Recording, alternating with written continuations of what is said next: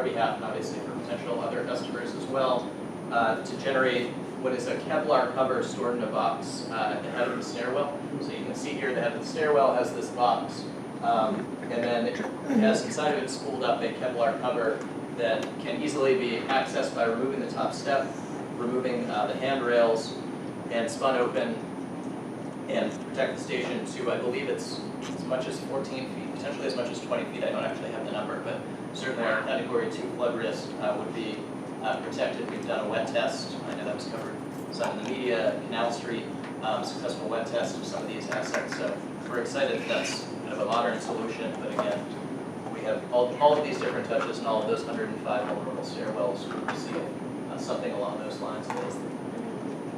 ILC Dover. In the near term, so subway vent grates, again, the vents create our greatest area of risk because there are most of them. In the near term, we have improved our plank and plywood solution. We now have a foam perimeter we will put in place, drop plywood on top of it, and then use some metal pins to secure these in place. In the longer term, and more importantly, we have deployable fiberglass covers. These were engineered again by our team in conjunction with our consultants to be a more robust solution to our design guideline of Category 2+3. And then the MCD, which is our preferred solution, mechanical closure device. This is a solution, you can see this center beam. So actually this one is deployed. In a non-deployed state, you would see that collapse like this. You would insert the necessary tool and activate it to open, sealing off the vent bay. So we have those right now planned for approximately 80% of the locations in the system, the flood vulnerable locations. We are trying to extend on that as budget and constructability allows. Where is all of this equipment stored currently? So again, our goal is as much as possible being in site, which is say marine doors and the flex gates and the MCDs are on site. The deployable covers are stored at one of our warehouses and would be accessed a couple of days in advance of the storm, which is one thing in re-engineering our hurricane plan.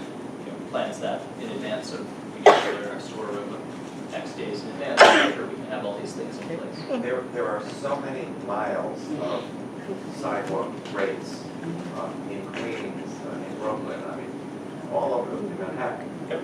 Do you have enough, should there be a big storm, to cover all of those grates? We, again, our goal both in the near term, the goal and the product, so the answer to both is yes, both near and long term. In the near term, the answer is yes. A lot of it will be done with plywood, some would be the deployable gates and deployable covers, and then the limited number of MCDs, which will be accelerating next year. In the longer term, yes, every Category 2 flood vulnerable vent has a finish plan for it. Hillside Avenue was given a special treatment because that was a habitual flooding place.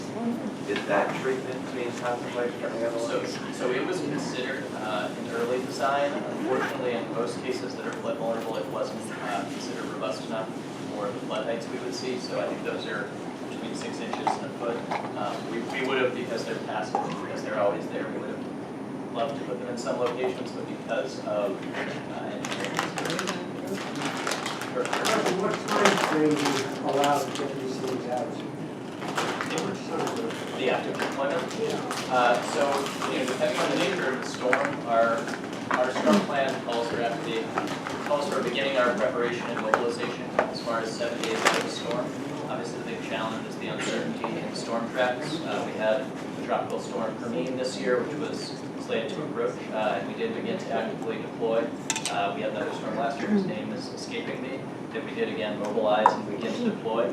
Our goal is to deploy as much as we can without impacting service in the background. And then, the last really 2 and 3 days are when we get very aggressive and it starts to have impacts. Again, none on service. We would run our full service plan until the evacuation plan coordinated with the city was complete.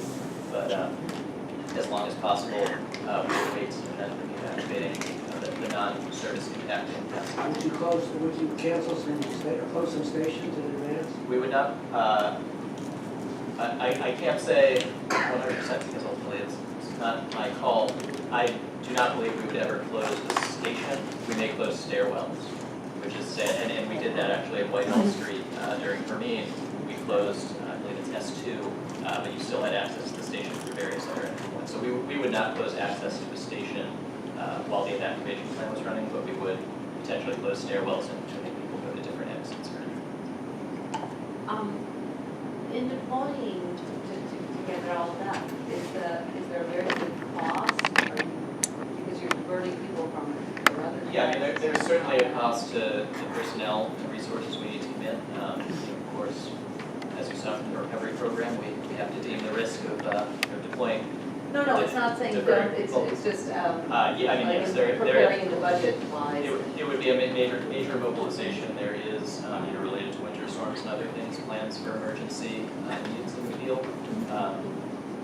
So yes, it is a cost, that's all. Speaking to manholes and hatches, again, just additional touches. Manholes, you'll see on the right, in the near term, we would mainly be using plywood. In the long term, and a lot of these are in place, you see that just the dish pan is effectively just a pan put into the manhole. We'd also be sealing conduits.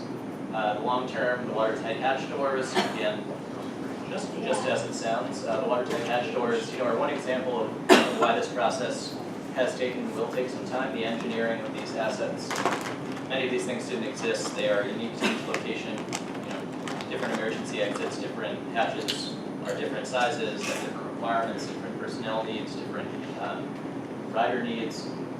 We also found with our emergency hatches, they need to be waterproof in the event of a hurricane. However, in the winter, we need them to likely accept water because otherwise they become iced over. So we've had to go back and re-engineer and work very dynamically with our consultants to make sure that these fit all of our ongoing operating needs as well as the long-term needs related to storm protection. How many of those doors have been installed? I believe, so the answer is more than 100, but I don't have, I don't have the exact number. The hatches and manholes. Do you know how many total you want? I don't offhand, this is on that earlier slide. Maybe at the end I can go back, there are a number of yes.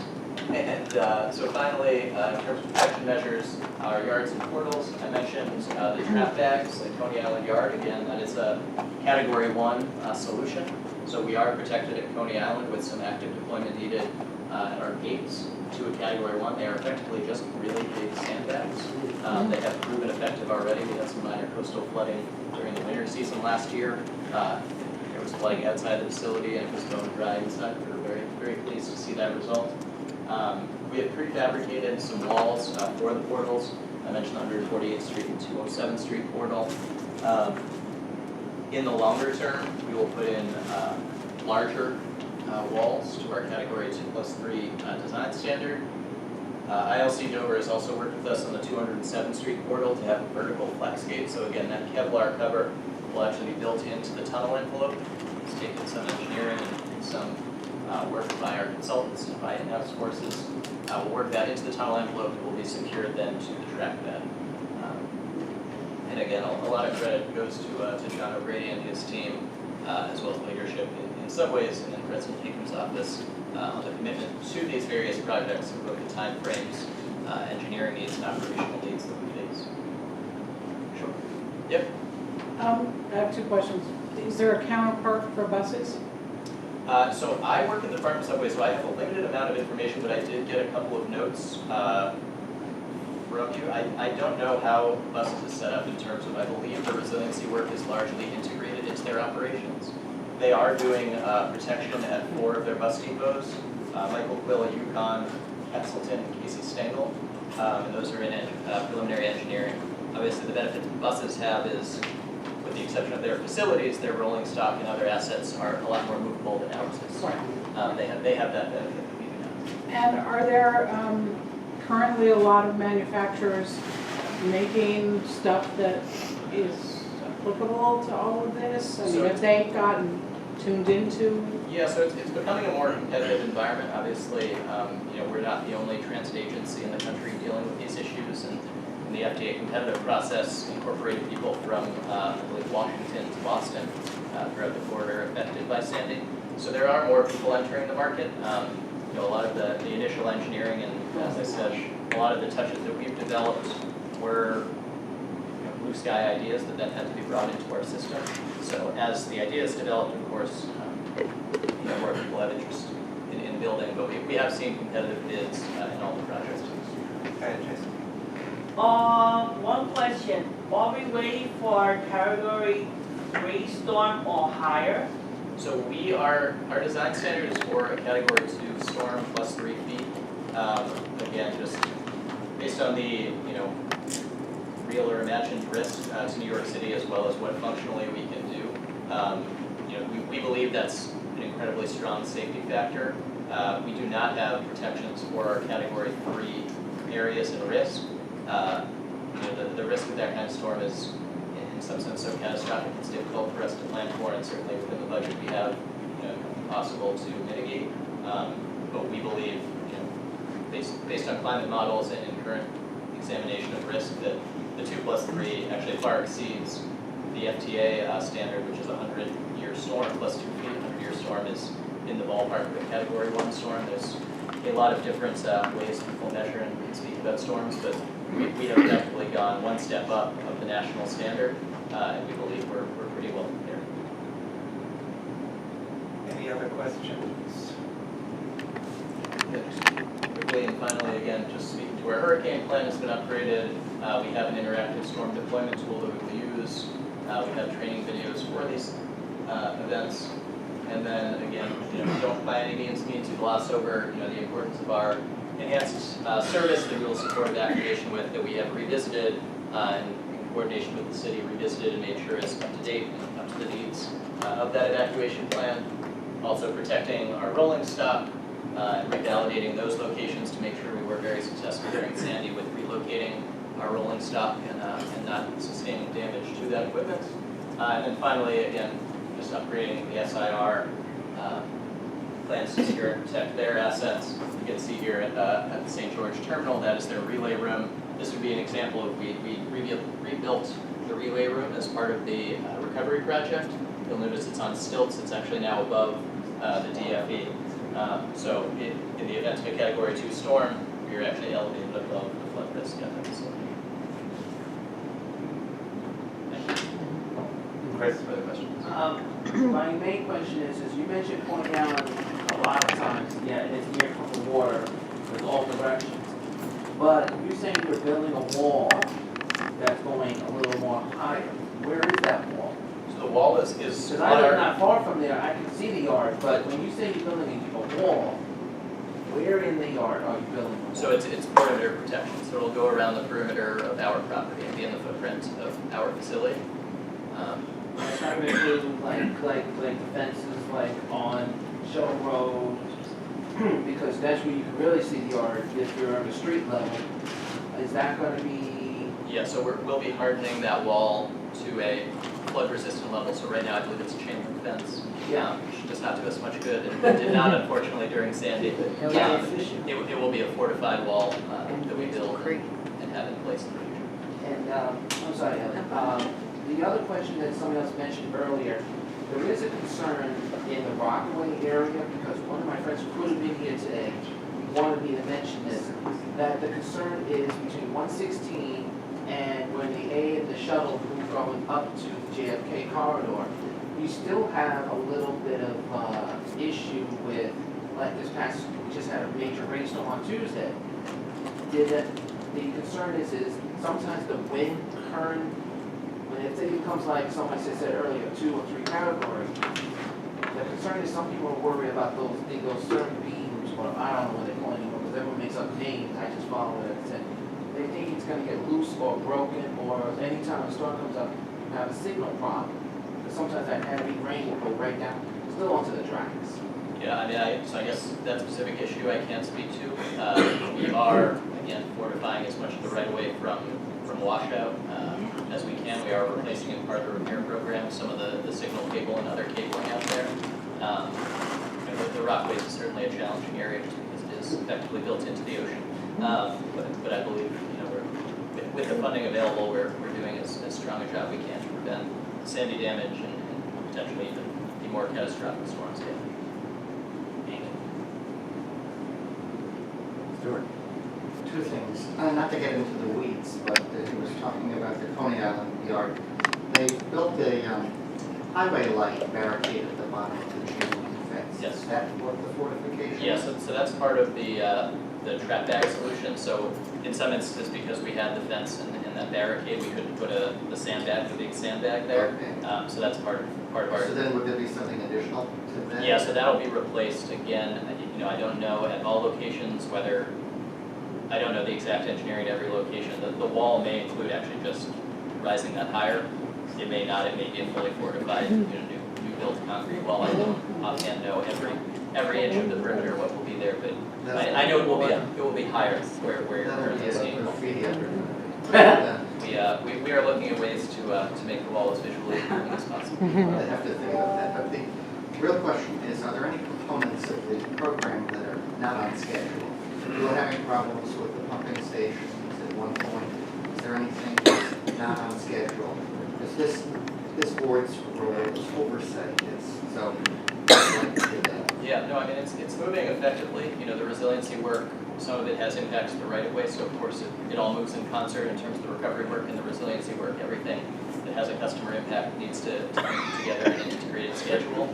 There is no project that jumps out in mind that is behind the originally published schedule. No aspect of any project, all vendors are right on schedule? We are working, the MCDs are the biggest area of challenge. The MCDs being the vent protection.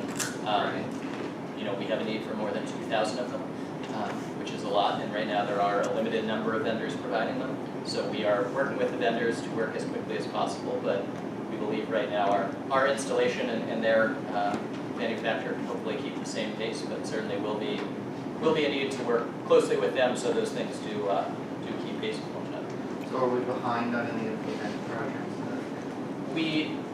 There is not as clear a stated schedule, to my knowledge, or originally stated schedule of these projects. Again, knowing the engineering was somewhat blue sky. It's a fluid target. It has been a fluid target. We are on schedule to the current deadlines. Okay. So one is just, for anybody was impacted by Sandy, that the water force as an issue as opposed to the flooding issue, and everything was evaluated according to whether its location was vulnerable to water force, flooding, wind. Yeah, the vertical hydrological force is part of So, the calculation in all these projects. But again, in as many cases as possible, our engineered solution are horizontal. and then just where the companies making these doors, where are they from? I believe, I don't actually know where ILC Dover is located, but if you go to their website, they have a lot of details about the manufacture of these items and where contact Probably is. the United States. They are in the Yeah, United States, yes, absolutely. So I noticed that you mentioned the portal of the 7 line at Hunter's Point. Why aren't the portal of the 6 line at Hunts Point, between Hunts Point and Whitlock, or the F line between Carroll and Smith Ninth equally vulnerable? Yeah, so the natural topography, so this is all based, I don't have a picture, but the slosh map, which shows the potential inundation of Cat 1 and Cat 2 storms. The only vulnerable Category 2 portals we have are those 3. I don't know offhand why. Again, certainly in Brooklyn, I think a lot of topography, Clark Street being an example, you really quickly, you elevate very quickly. I guess I would have to say I don't know it at all. Because the Gowan is, because the Gowan is canal, Is, can flood. are you developing key performance indicators as you go so that what happened in Sandy or some past storms, or it shows what your resiliency was before and now what it is, and based on the type of storm or something like that? Yeah, I don't know, in terms of an after event, it's kind of it's an event in some sense that you do right or you don't. So we don't have any indicator of, X% less water. Our goal would be a large percent net less water. Our goal would be a protection to our system and very quick pump out time of water. That's the thing, maybe measuring time because it's resiliency, Yeah. time before this element was able to get back on track. We haven't created metrics. We're certainly aware of those figures for Sandy and have every expectation we think the numbers would be better. We have not put goals. Omar, you had a question? Oh, yeah. And then Deborah will be the last one. Have you, couple things. First of all, how about the portal between Grant Avenue and 80th Street, or the one between Church Avenue and Ditmas?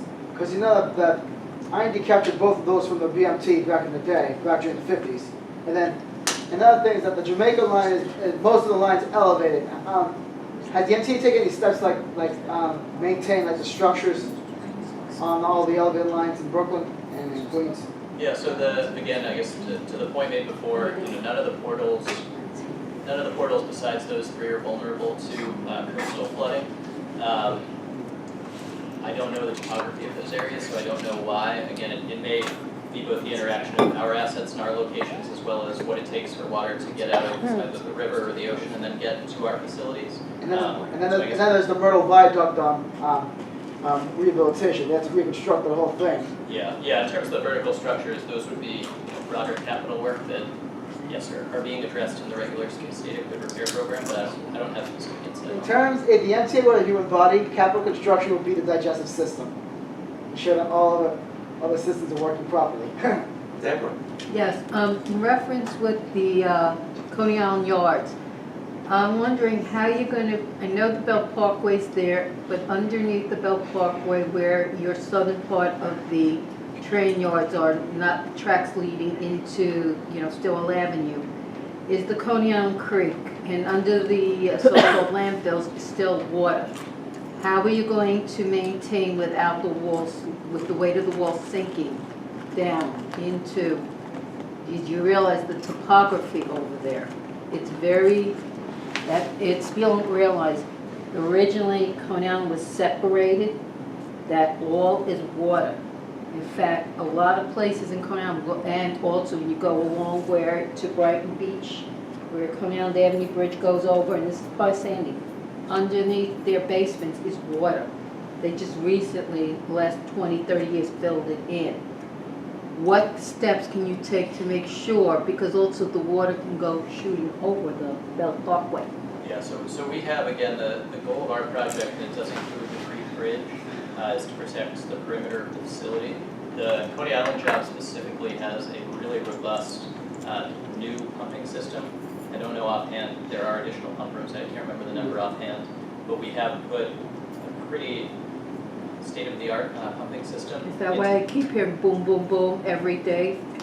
And I live Ocean Parkway neighborhood, and I hear the boom, boom, boom from the yards. We have not started that project yet, so.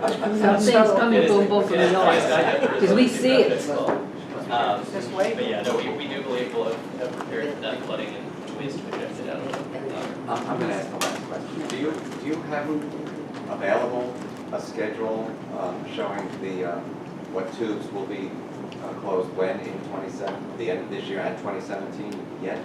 So that would be something I will have to refer to OP and CPM. Certainly, yes, we look forward to our schedule. I don't know if it's something that is yet available publicly or that they've shared elsewhere. I know in looking back, I think John at one point shared the basic timelines, but I don't know if he gave the specific. Not specific. But I will refer to them or refer to Deborah. I will be in touch through OP. Okay. Thank you very much.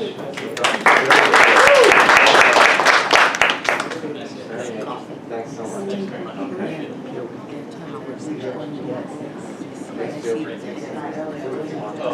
Thank you so much. Sure. Okay, folks, for those that were not here when we began, we did approve the agenda.